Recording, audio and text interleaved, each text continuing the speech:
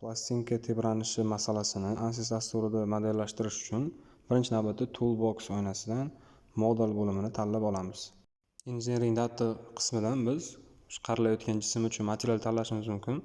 Bu yerda General Materials bo'limi bor. Uni ustiga 2 marta bosganimizdan keyin ichidagi materiallar ochiladi. O'zimizga kerakli materialni tanlash uchun material nomi oxiridagi plus belgisini bosish yetarli. Kerakli materiallar tanlanib bo'lingandan keyin A2 Engineering Data chap tomonida turgan Projectni bosish orqali birinchi oynaga qaytish mumkin. Engineering Datadan keyingi bo'lim bu Geometry. Bunda biz plastinka chizib olishimiz kerak. Ustiga 2 marta bosish orqali Geometry New Space Claim ni ochish mumkin. Ixtiyoriy ravishda tekislikni x, y ga almashtirib, unga tekislik ko'rinishida qarash mumkin va bu tekislikka plastinka to'g'ri burchakli bo'lgani uchun to'g'ri burchak shaklini chizib olamiz. Bu yerda o'lchamlari 80 mm ga 60 mm qilib tanlangan.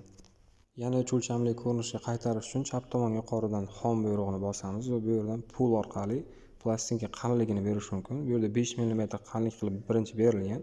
Plastinka qalin bo'lib ketgani uchun 3 mm orqaga qaytarilib, natijaviy qalinlik 2 mm qilib tanlangan. Geometry bo'limidagi ish tugagandan keyin bo'lim nomi oxirida galochka paydo bo'lishi kerak. Undan keyin model bo'limiga kiramiz.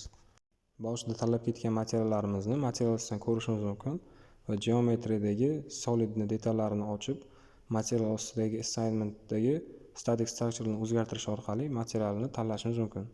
Material tanlangandan keyin Mesh buyrug'i orqali plastinkani bo'lakchalarga bo'lishimiz mumkin. Bu yerda element size uchun default turadi, ya'ni dastur o'zi tanlab beradigan o'lcham. Buni ixtiyoriy ravishda o'zgartirishimiz mumkin.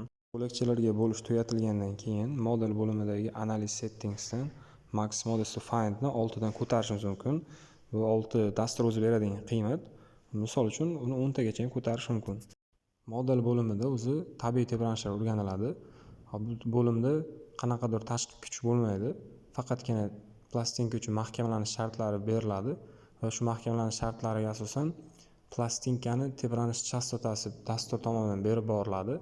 Tebranish formasi har o'zgarayotgan joydagi chastotalarni keyin dastur aniqlab beradi. Hozir bu yerda Max Models to Find ga 6 emas, 10 deb tanlaganimizda u o'sha tebranish formasini 10 xilni ko'rsatib beradi, ya'ni 10 xil tebranishni ko'rsatib beradi. Agar 6 turganda edi 6 ta tebranishni ko'rsatib beradi va har bitta o'sha tebranish formasi boshlanishi uchun kerak bo'lgan chastotalarni chiqarib beradi. Plastinkaga mahkamlanish shartlari berilishi uchun model bo'limi ustiga sichqonchaning o'ng tomonini bosib Insert dan Fixed Support tanlanadi va 4 ta pastki qirrasini qattiq mahkamlangan deb tanlaymiz. Mahkamlanish shartlari berib bo'lingandan keyin yuqoridagi Solve ni bosib o'sha masala yechimlarini olishimiz mumkin. Ishlab bo'lingandan keyin Solution ustiga bosib past tomondagi Tabular Data orqali o'sha tebranish formalari uchun kerakli chastotalarni ko'rishimiz mumkin.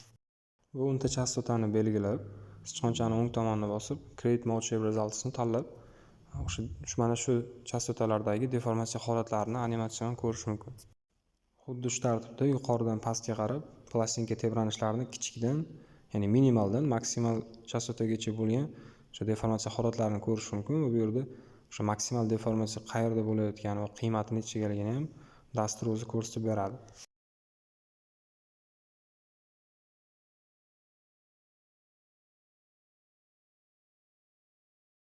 Dastur hisoblab bergan chastotalardagi tebranishlarni ko'rib olganimizdan keyin yuqoridagi New Analysisdan Harmonic Response ni tanlaymiz.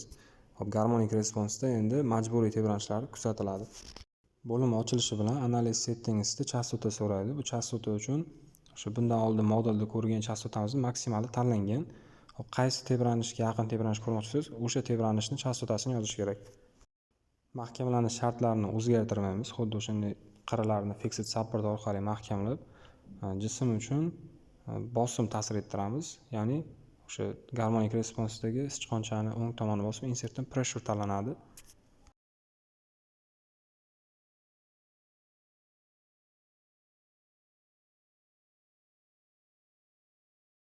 Mahkamlanish sharti va tebrantiruvchi ta'sir berilgandan keyin Solution qismidan bizga aynan nimalarni yechimi kerakligini tanlab olish mumkin. Bu yerda boshdagi Total Deformation va Equivalent Stress va asosiy yechimlar.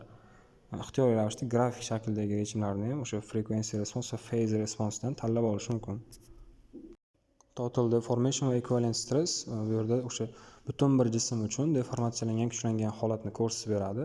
Biz tanlayotgan o'sha grafik shakldagi yechimlarni esa qaysi yuza uchun kerakligini tanlab olish mumkin.